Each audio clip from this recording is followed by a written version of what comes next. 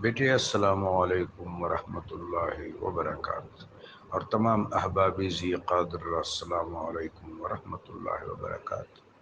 میں اس حوالے سے صرف ایک دو باتیں کہنا چاہوں گا بیٹے کہ آپ کا عقیدہ بالکل صحیح ہے۔ یہ جو کچھ آپ کو نظر آ رہا ہے یہ سکولز آف تھاٹ ہیں، یہ مختلف انڈرسٹینڈنگز ہیں، یہ مختلف اپروچز ہیں، اور میں یہ گزارش کرتا ہوں کہ یہ سب اپروچز کسی نہ کسی درجے میں صحیح ہیں۔ یہ سب انڈرسٹینڈنگز، یہ سب سکولز آف تھاٹ، یہ سب اپروچز کسی نہ کسی درجے میں صحیح ہیں اور درست ہیں۔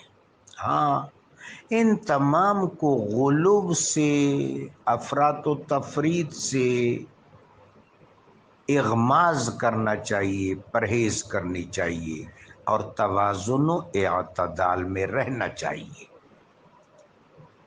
بریلوی مکتبہ فکر بانس بریلی میں ایک مدرسہ تھا۔ حضرت شیخ احمد رضا خان بریلوی رحمہ اللہ تعالی جو بڑے عالم دین تھے، انہوں نے یہ مدرسہ قائم کیا تھا۔ یہ ایک دراستاتی نظام ہے، ایک مدرسہ تھا۔ وہ مدرسہ جو ہے تحریک کی صورت اختیار کر گیا۔ یہ کوئی الگ دین یا الگ مذہب یا الگ مسلک نہیں ہے، ایک دراستاتی نظام تھا، وہ ایک تحریک کی شکل اختیار کر گیا، ایک سکول آف تھاٹ کی شکل اختیار کر گیا۔ اس طرح دارالعلوم دیوبند ایک سکول، ایک مدرسہ، محمد قاسم نانوتوی رحمۃ اللہ علیہ کے دور تک وہ ذرا ابتدائی مراحل میں رہا۔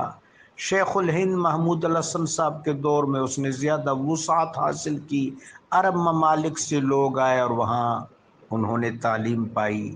دارالعلوم دیوبند جو ایک دراستاتی نظام تھا، ایک تحریک کی صورت اختیار کر گیا۔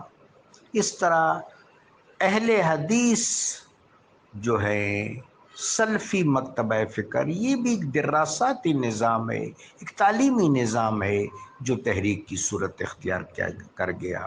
اس طرح علماء اہل تشیع جن کے ابلاغ و ارشاد کی بنیاد مودت اہل بیت پر ہے، مکتب اہل بیت پر ہے، وہ بھی ایک بہت عمدہ اپروچ ہے اور تحریک کی صورت اختیار کر گیا۔ تو اصولی طور پر یہ سب کے سب اہل قبلہ ہیں، سب کے سب مسلمان ہیں۔ اللہ سب پر رحم فرمائے، سب کے درمیان اخوت اور اتحاد و یگانگت پیدا فرمائے۔ بیٹی، اللہ تبارک و تعالی نے ہمارا نام مسلمان رکھا ہے۔ ملت ابیکم ابراہیم هو سماکم المسلمین، تم اپنے پدر بزرگوار ابراہیم علیہ السلام کے طریقہ پر ہو، ملت پر ہو، ان کی ملت ہو، انہوں نے تمہارا نام مسلمان رکھا ہے۔ فی من قبل وفی ھذا، اس سے پہلے بھی تمہارا نام مسلمان تھا۔ آدم علیہ السلام سے لے کر ابراہیم علیہ السلام تک جتنی بھی انبیاء علیہم السلام کے دامن الفت سے، دامن ہائے الفت سے وابستہ ہونے والے لوگ ہیں، وہ مسلمان ہیں۔ اور ابراہیم خلیل الرحمن علیہ السلام کے بعد سیدنا عیسیٰ علیہ السلام تک، میرے آقا و مولا خاتم الانبیاء والمرسلین باعث تخلیق کائنات صلی اللہ علیہ وسلم تک جتنے لوگ انبیاء علیہ السلام کے دامن ہائے الفت سے وابستہ ہونے والے ہیں، سب مسلمان ہیں۔